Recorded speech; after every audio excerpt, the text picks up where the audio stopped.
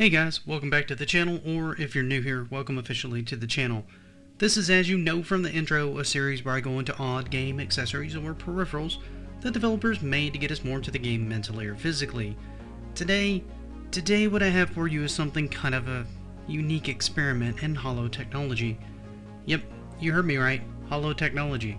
Because today, we're going to take a look at a rather adventurous game made by none other than Sega, called Time Traveler.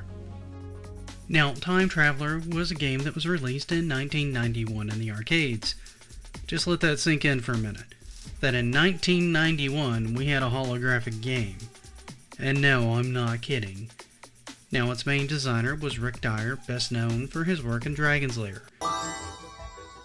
Dragon's Lair, the fantasy adventure where you become a valiant knight on a quest to rescue the fair princess from the clutches of an evil dragon. Which should give you some idea of the kind of gameplay that we're potentially looking at in this particular game. The premise is that you're an Old West cowboy named Marshall Graham, played by Steven Wilbur, who also coordinated the stunts for the game. Marshall Graham's task was to save the universe from a scientist turned evil Time Lord, Volcar, who found a way to manipulate and distort time itself, and rescue Princess Kyla of the Galactic Federation on his way, who was played by Leanne McVicker. But how did this look holographic back in the day? What was its gameplay like? Well, let's dig in and take a look, shall we?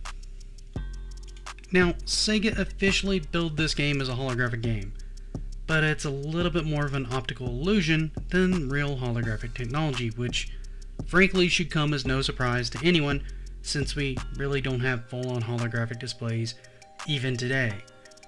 How did they actually work this out? Well, this was by setting up a very specific arcade cabinet design.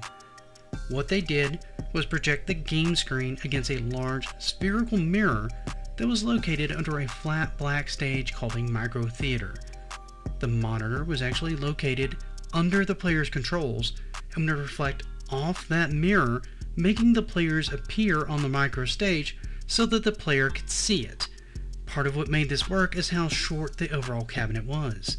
You see, this was about the height of one of the cocktail-style arcade cabinets that you would sit at and play, say, Pac-Man at Pizza Hut back in the day.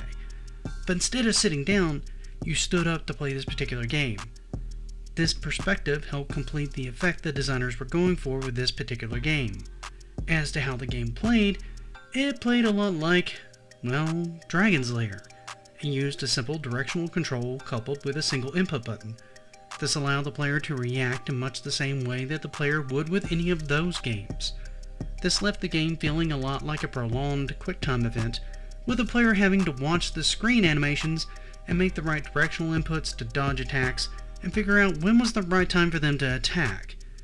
In fact, just like Dragon's Lair, this was actually a Laserdisc-based game, just like previous games Rick Dyer had worked on before.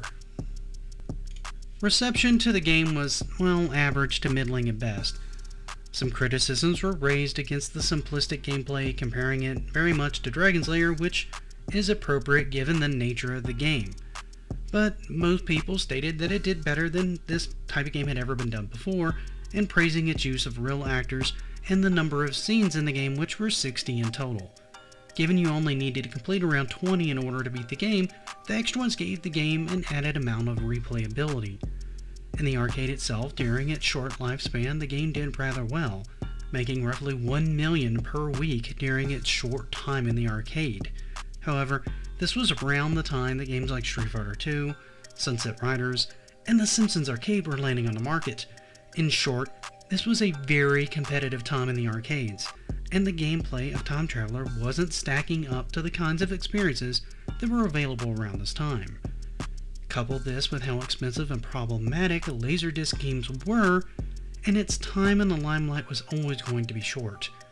This wouldn't be the only time that we would see Time Traveler though.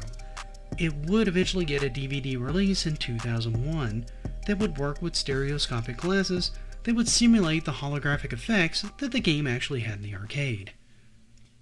It's hard to say that this game actually really had any real influence on the gaming industry at large. It truly is an oddity and a one-off in the industry. using a rather fascinating technology to bring us, well, a one-of-a-kind of experience from what I can tell. However, what do you guys think of this one? Did any of you ever see this one in the arcade, and what did you think of it when you played it if you did? Did any of you play the DVD release, and how was that version? Let me know in the comments. For now though, I'd like to thank all of you that made it this far in the video. If I could ask you for one more favor, please leave this video a like.